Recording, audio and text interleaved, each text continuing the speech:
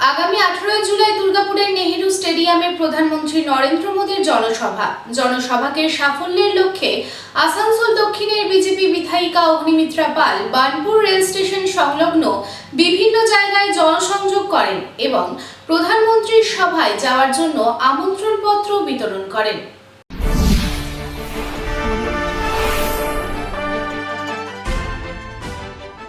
সামনেই 2026-এর বিধানসভা নির্বাচন, তার আগেই দুর্গাপুরে সভা করতে আসবেন প্রধানমন্ত্রী নরেন্দ্র মোদী। সেই নিয়ে সোমবার বার্নপুরে আসানসোল দক্ষিণের বিধায়িকা অগ্নিমিত্রা পাল জনসংযোগ অভিযান পরিচালনা করলেন এবং সকল মানুষকে প্রধানমন্ত্রী নরেন্দ্র মোদীর সভায় আসার জন্য আমন্ত্রণপত্র বিতরণ করলেন। আগামী 18 জুলাই দুর্গাপুরের নেহেরু স্টেডিয়ামে সভা করতে আসছেন প্রধানমন্ত্রী নরেন্দ্র মোদী। জানা যাচ্ছে, প্রধানমন্ত্রী দুর্গাপুরে আসার পরেই প্রথমে gas authority of India limited, Indian oil corporation limited সহ বহু কেন্দ্রীয় প্রকল্পের শিলান্যাস ও উদ্বোধন করবেন। সেই নিয়েই ইতিমধ্যেই তোড়জোড় শুরু করে দিয়েছে বিজেপির নেতৃত্ব। একাধিকবার বিজেপির নেতৃবৃন্দ দুর্গাপুরের নেহেরু স্টেডিয়াম পরিদর্শন করেছেন এবং পুলিশ সমস্ত নিরাপত্তা ব্যবস্থা খতিয়ে দেখছেন।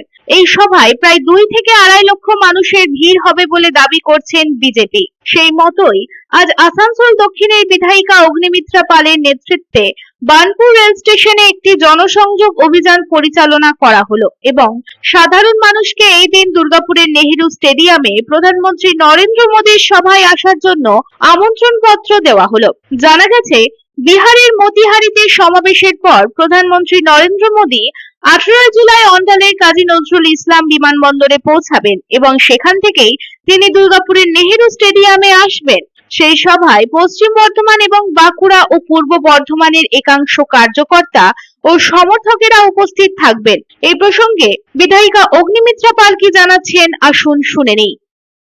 আজকে আমার আসানসোল দক্ষিণ বিধানসভায় আমরা রাস্তায় নেমেছি মানুষকে এই আমন্ত্রণপত্র দেওয়ার জন্য।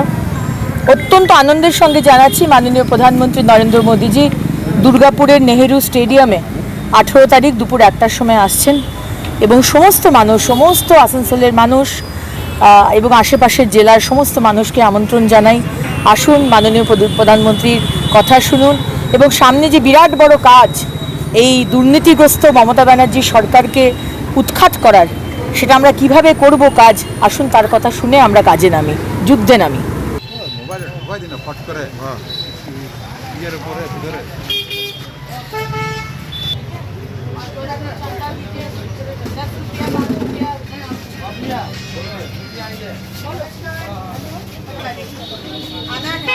আসানসোল থেকে সন্তোষ মণ্ডলের রিপোর্ট, পাবলিক টাইমস।